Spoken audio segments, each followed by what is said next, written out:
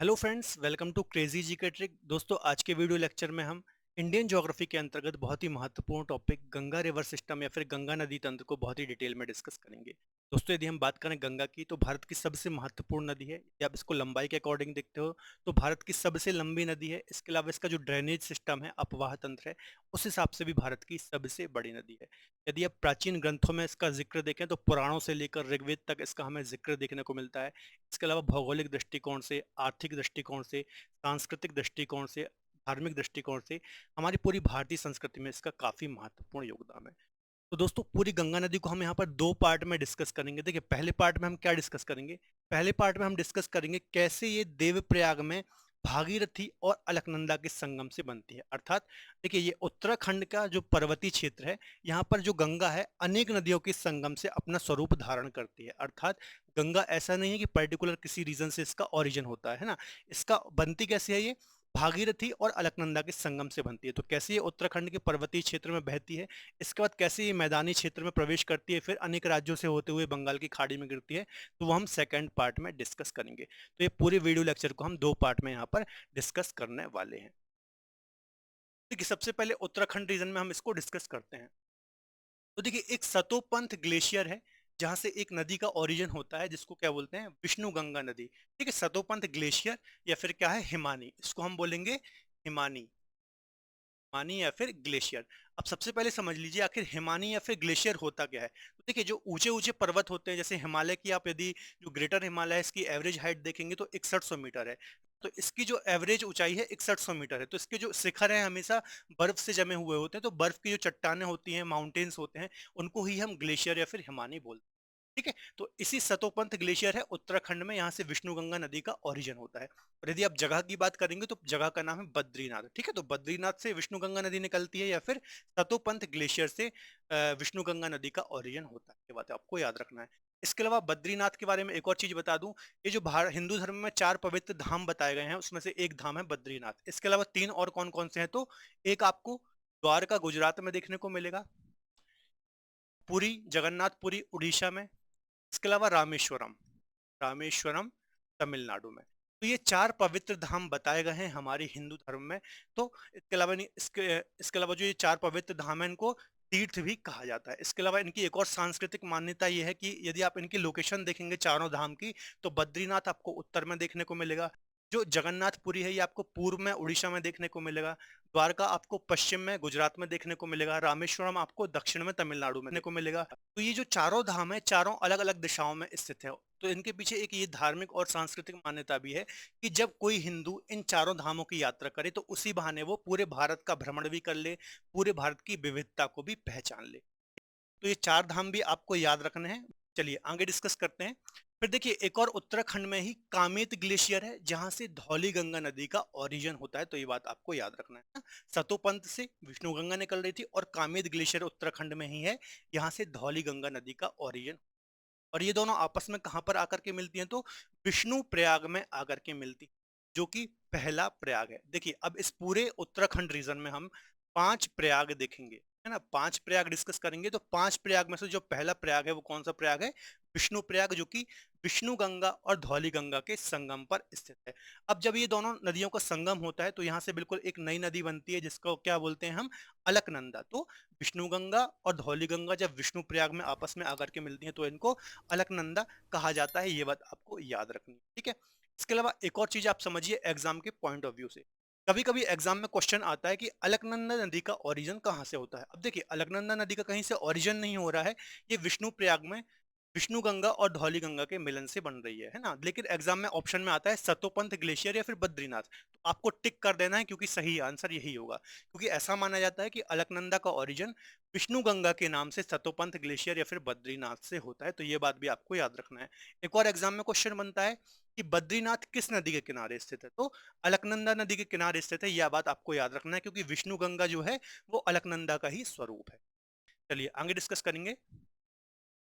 फिर देखिए, एक और नंदा देवी ग्लेशियर है उत्तराखंड में ही, यहाँ से एक नदी का ओरिजिन होता है, जिसको क्या बोलते हैं, नंदाकिनी नदी। ठीक है, और ये आगे जाकर के अलकनंदा में मिलती है। कहाँ मिलती है, तो नंद प्रयाग में, नंद प्रयाग में आकर के मिलती है, जो कि दूसरा प्रयाग है या फिर सेकंड प्रयाग है। ठीक है, तो पहला प्रयाग विष्णु प्रयाग हो गया और दूसरा प्रयाग नंद प्रयाग हो गया। तो ये बात आपको याद रखनी है। आगे डिस्कस करते हैं। फिर एक और पिंडारी ग्लेशियर है ना। पिंडारी ग्लेशियर है, यहाँ से एक और नदी निकलती है जिसका नाम है पिंडार नदी या फिर कर्ण गंगा नदी। इसका दो नाम है, पिंडार नदी और कर्ण गंगा नदी। और ये आगे जाकर उत्तराखंड में ही अलकनंदा में मिलती है। कहाँ पर मिलती है? तो कर्ण प्रयाग में आकर के मिलती है, जो कि तीसरा पवित्र प्रयाग है। तो कौन कौन से प्रयाग हो गए? पहला प्रयाग विष्णु प्रयाग था, जो कि विष्णु गंगा और धौली गंगा के संगम पर था। दूसरा प्रयाग नंद प्रयाग था, जो कि अलकनंदा और नंदाकिनी नदी के संगम पर था। तीसरा प्रयाग कर्ण प्रयाग हो गया, जो कि अलकनंदा और पिंडार या फिर कर्ण गंगा नदी के संगम पर है। अक्सर यहाँ पर ऐसे एग्जाम में क्वेश्चन बनते हैं, कोई भी प्रयाग पूछ लेगा और पूछेगा किन नदियों के ये संगम पर स्थित है। ठीक है, तो आपको याद रखना है।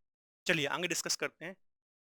देखिए, फिर एक और यहाँ पर चौराबाड़ी ग्लेशियर है, उत्तराखंड में ही है ना, या फिर ऐसा जगह का नाम बोले केदारनाथ है। तो यहाँ से एक और नदी का ओरिजिन होता है, जिसको हम क्या बोलते हैं? मंदाकिनी। आपको पता होगा 2013 में उत्तराखंड में बाढ़ आई थी, जिसमें काफी ज्यादा जनहानि हुई थी। तो वो इसी मंदाकिनी नदी में आई थी। तो आपको याद रखना है, चौराबाड़ी ग्लेशियर से मंदाकिनी नदी का ओरिजिन होता है और आगे जाकर के ये अलकनंदा में मिलती है, रुद्रप्रयाग में। और ये जो रुद्रप्रयाग है, ये चौथा पवित्र प्रयाग है। ठीक है, तो ये भी काफी इंपॉर्टेंट है कि मंदाकिनी और अलकनंदा के संगम पर कौन सा प्रयाग है? तो रुद्रप्रयाग है, जो कि मंदाकिनी किस नदी से निकलती है? तो चौराबाड़ी ग्लेशियर से निकलती है। ये बात भी आपको याद रखनी है। इसके अलावा यहाँ पर एक और क्वेश्चन बनता है कि जो केदारनाथ है वो किस नदी के तट पर स्थित है? तो मंदाकिनी नदी के तट पर स्थित है। ये बात भी आपको याद रखनी है, इंपॉर्टेंट है। ठीक है, चलिए आगे डिस्कस करते हैं।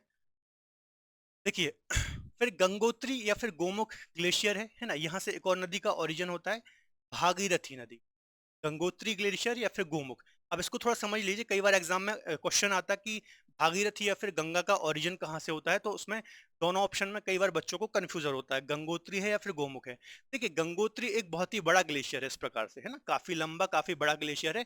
और इसमें पर्टिकुलर एक जगह का नाम है गोमुख, है ना। तो इस गोमुख से निकलती है। यदि पर्टिकुलर जगह की बात करेंगे तो गोमुख है, और यदि बड़े ग्लेशियर की बात करेंगे तो गंगोत्री है। तो आपको कंफ्यूज नहीं होना, गंगोत्री ग्लेशियर में ही एक जगह है गोमुख, वहां से भागीरथी नदी का ओरिजिन होता है। और ये आगे जाकर के अलकनंदा में मिलती है। कहां पर? तो देवप्रयाग नामक स्थान में आकर के मिलती है, जो कि पांचवा सबसे पवित्र प्रयाग है। इन पांचों में सबसे महत्वपूर्ण और पवित्र कोई प्रयाग है तो वो कौन सा प्रयाग है? देव प्रयाग। ठीक है, तो कौन कौन से प्रयाग हो गए? विष्णु प्रयाग, नंद प्रयाग, कर्ण प्रयाग, रुद्र प्रयाग और देव प्रयाग। ठीक है, इसके अलावा एक और चीज समझ लीजिए, एक खतलिंग ग्लेशियर है। देखिए एक मिनट, देखिए यहाँ पर एक खतलिंग ग्लेशियर है। खतलिंग ग्लेशियर से एक और नदी निकलती है, जिसको बोलते हैं भीलांगना। और ये आगे आकर किस में मिलती है? भागीरथी में आकर के मिल रही है।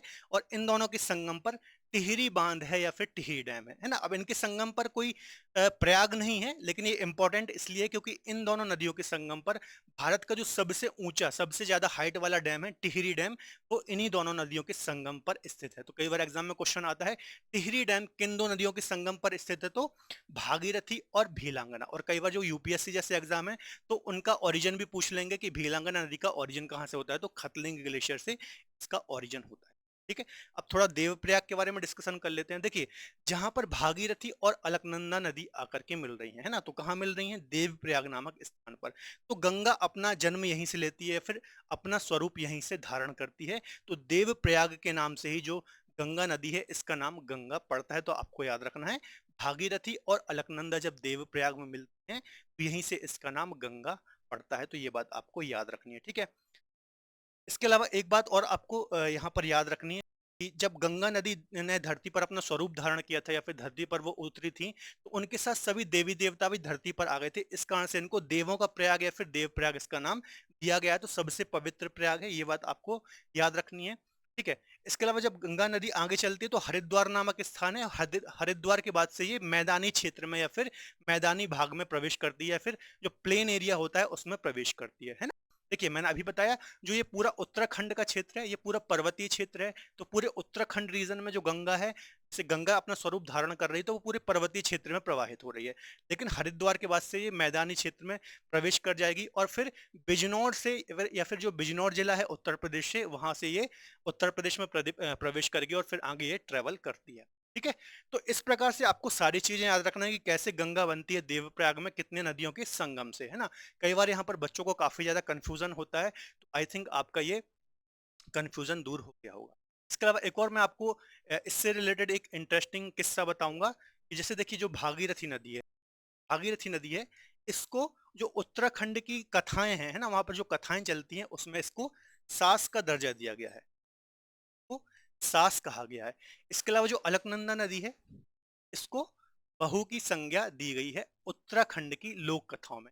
देखिए जो भागीरथी नदी है ना, जब ये प्रवाहित होती है तो बहुत ही उथल पुथल के साथ तीव्र वेग से या फिर तीव्र गति से प्रवाहित होती है, तो काफी ये देखा जाए तो थोड़ा खतरनाक दिखती है। इसके अलावा जो अलकनंदा नदी है, जब ये प्रवाहित होती है तो बहुत शांति से प्रवाहित होती है, भले ही इसमें बहुत सारा जल है, जल की मात्रा अलकनंदा में ज्यादा है, लेकिन ये शांति से बहती है ना। तो इस कारण से उत्तराखंड की लोक कथाओं में भागीरथी को सास की संज्ञा दी गई है, और चूंकि अलकनंदा शांति से बहती है तो इसको बहू की संज्ञा दी गई है। क्योंकि देखेंगे यदि आप पूरे हमारी भारतीय सभ्यता में देखें या संस्कृति में देखें तो सास थोड़ा तेज होती है और बहू थोड़ी शांत होती है, लेकिन जब ये दोनों देवप्रयाग में इनका संगम होता है तो दोनों शांत हो जाती हैं। अर्थात इसका मतलब ये है, इस कहानी के पीछे ये है, ये बताया जा रहा है कि कैसे जो अलकनंदा बहू की संज्ञा जिसको दी गई, तो बहू अपने अच्छे स्वभाव से सास का मन भी मोह लेती है और फिर दोनों खुशी खुशी अपना जीवन व्यतीत करते हैं। ठीक है, तो इसके पीछे एक लोक कथा है, तो ये भी आपको याद रखनी है। तो बच्चों ये था आज का हमारा गंगा नदी का जो पूरा तंत्र है उत्तराखंड में। आगे के लेक्चर में या फिर जो हमारा सेकंड पार्ट आएगा उसमें हम कैसे ये आगे के राज्यों में प्रवाहित होती है और फिर बंगाल की खाड़ी में गिरती है वो हम डिस्कस करेंगे। ठीक है, अब इससे रिलेटेड कुछ क्वेश्चन भी हम यहाँ पर डिस्कस कर लेते हैं जो ऑलरेडी एग्जाम्स में आए हुए हैं। तो देखिए पहला क्वेश्चन है, निम्नलिखित में से कौन सा एक प्रयाग नहीं है। ठीक है, 5 प्रयाग की हमने चर्चा करी थी, उसमें से कौन सा प्रयाग नहीं है। तो देखिए विष्णु प्रयाग भी प्रयाग है, पहला ही प्रयाग था, हमने डिस्कस किया था। नंद प्रयाग दूसरा प्रयाग था, कर्ण प्रयाग तीसरा प्रयाग था, है ना। इसके अलावा इंद्र प्रयाग था, ये कोई प्रयाग नहीं था, तो ये 3 प्रयाग थे। इसके अलावा रुद्र प्रयाग था, रुद्र प्रयाग था, और एक देव प्रयाग था, एक देव प्रयाग था। तो ये 5 प्रयागों की चर्चा की थी, तो पांचों का नाम आपको याद रखना है और कौन कौन सी नदी के संगम पर स्थित है ये भी आपको याद रखना है। चलिए आगे डिस्कस करेंगे। सेकंड क्वेश्चन है, गंगा का उद्गम गंगोत्री से किस नाम से होता है। ठीक है, तो गंगा का नाम गंगोत्री से ऐसा माना जाता है। देखिए इसका नाम भागीरथी से, इसका आंसर हो जाएगा भागीरथी के नाम से इसका ओरिजिन होता है। देखिए अभी मैंने आपको बताया था गंगोत्री ग्लेशियर से, गंगोत्री गोमुख से, गंगोत्री गोमुख से भागीरथी नदी इस प्रकार से निकलती है। कौन सी नदी निकलती है, भागीरथी नदी का ओरिजिन होता है। ठीक है, गंगोत्री गोमुख से। और यहाँ से अलकनंदा आती है इस प्रकार से, अलकनंदा, अलकनंदा, है ना। और ये कहाँ पे आकर के मिल रही हैं दोनों, तो देवप्रयाग में आकर के आपस में मिलती है, और यहाँ से इसका नाम क्या हो जाता है, यहाँ से इसका नाम गंगा हो जाता है। ये चीज हमने डिस्कस की थी। ठीक है, तो एक चीज मैंने वहां पर बताना भूल गया था कि जो भागीरथी है ना, कई बार जब एग्जाम में क्वेश्चन आता है कि गंगा का ओरिजिन कहाँ से होता है, तो एग्जाम में ऑप्शन में रहता है गंगोत्री गोमुख, है ना। तो आपको ऐसा याद रखना है कि गंगा का ओरिजिन भागीरथी के नाम से ही, भागीरथी के नाम से ही गंगोत्री या फिर गोमुख से होता है। कई बार इसको ही गंगा मान लिया जाता है ना, तो आपको ये पॉइंट थोड़ा याद रखना है। तो इसका आंसर क्या होगा, भागीरथी के नाम से ही इसका ओरिजिन होता है। चलिए इसके अलावा दोस्तों अगले क्वेश्चन को डिस्कस करने से पहले थोड़ा सा मैं आपको अपडेट देना चाहूंगा। देखिए 15 अगस्त 2022 से हमारा एसएससी का बैच लॉन्च हो रहा है रूट एप्लीकेशन पर, है ना, जिस पर सभी एक्सपर्ट फैकल्टी जितने भी एसएससी में सब्जेक्ट हैं वो सारे पढ़ाए जाएंगे। जैसे मैथ्स हो गया, रीजनिंग हो गया, जीके जीएस हो गया, इंग्लिश हो गया, तो सभी सब्जेक्ट वहां पर आपको एक्सपर्ट फैकल्टी के द्वारा पढ़ाए जाएंगे। बैच 15 तारीख से स्टार्ट हो रहा है, तो अभी आप रूट एप्लीकेशन को डाउनलोड कर सकते हैं। बाकी डिटेल आप वहां पर देख सकते हैं, लिंक आपको डिस्क्रिप्शन बॉक्स में मिल जाएगी। तो आप डेट मत भूलना, 15 अगस्त से ये बैच स्टार्ट हो रहा है। चलिए अगला क्वेश्चन देखते हैं, बद्रीनाथ धाम किस नदी के किनारे स्थित है ना। तो अलकनंदा नदी के किनारे स्थित है बद्रीनाथ धाम, मैंने आपको बताया था। देखिए सतोपंथ ग्लेशियर, सतोपंथ ग्लेशियर, कौन सी नदी निकल रही थी यहाँ से, विष्णु गंगा, है ना, विष्णु गंगा नदी निकल रही थी। इसके अलावा कामेत ग्लेशियर था यहाँ पर, कामेत ग्लेशियर से कौन सी नदी निकल रही थी, धौली गंगा नदी निकल रही थी। और ये दोनों कहाँ मिल रही थी, विष्णु प्रयाग में, ये दोनों विष्णु प्रयाग में आकर के मिल रही थी। और फिर यहाँ से एक बिल्कुल नई नदी का जन्म हो रहा था जिसको हम क्या बोल रहे थे, जिसको हम बोल रहे थे अलकनंदा, अलक। ठीक है, तो क्वेश्चन में क्या बोल रहा है, बद्रीनाथ धाम किस नदी के किनारे? तो मैंने आपको बताया था अलकनंदा नदी ही विष्णु गंगा के नाम से सतोपंथ ग्लेशियर से निकलती है या फिर बद्रीनाथ से निकलती है। जगह का नाम क्या था? बद्रीनाथ, है ना? तो ये बात आपको याद रखना है, कंफ्यूज। ठीक है, तो अलकनंदा इसका आंसर हो। चलिए अगला क्वेश्चन देखते हैं।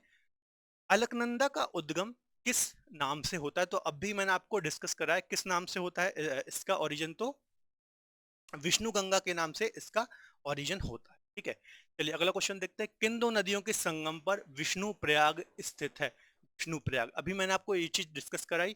तो विष्णु गंगा और धौली गंगा के संगम पर विष्णु प्रयाग स्थित है। अगला क्वेश्चन देखते हैं। विश्व प्रसिद्ध केदारनाथ धाम किस नदी के किनारे स्थित है? केदारनाथ धाम की बात की है तो सिंपल सा क्वेश्चन है, अच्छे से मैंने आपको डिस्कस कराया था।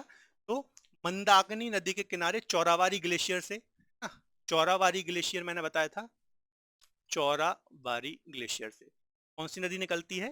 मंदाकिनी, मंदाकिनी नदी निकलती है। या फिर जगह की बात की जाए तो केदारनाथ, है ना, केदारनाथ। ठीक है, जब उत्तराखंड में आपदा आई थी तो इसी नदी में भयंकर बाढ़ आई थी, तो आपको याद रखना चौरावारी ग्लेशियर या फिर केदारनाथ से मंदाकिनी नदी का ओरिजिन होता है। चलिए अगला क्वेश्चन देखते हैं। निम्नलिखित में से किस स्थान पर अलकनंदा और भागीरथी का संगम हो?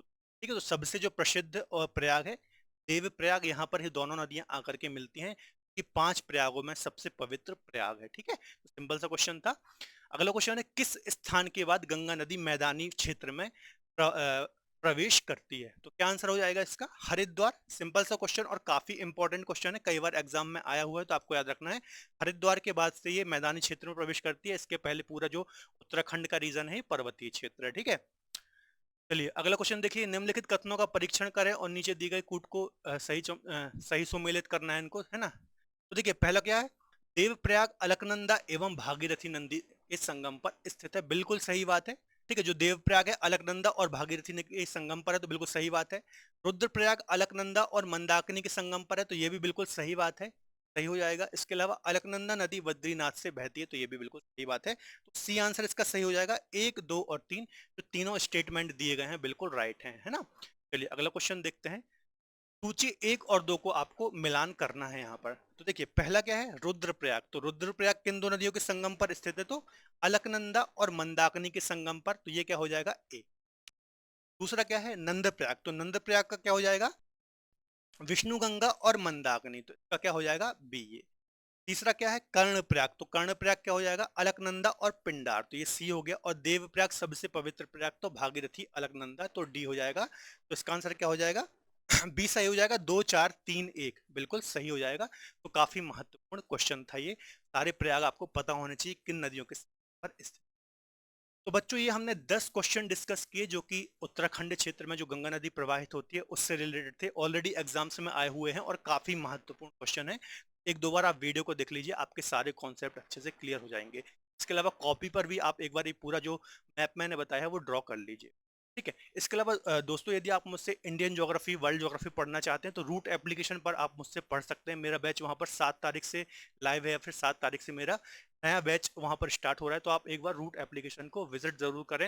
लिंक आपको डिस्क्रिप्शन बॉक्स में मिल जाएगी। ठीक है, तो इसका आगे का सेकंड पार्ट हमारा बहुत जल्दी आएगा। तो यदि आपको आज का वीडियो लेक्चर पसंद आए तो प्लीज़ वीडियो को लाइक करें। इसके अलावा अपने दोस्तों के साथ शेयर जरूर करें। मिलते हैं अगले बेहतर लेक्चर में, तब तक के लिए बहुत बहुत धन्यवाद।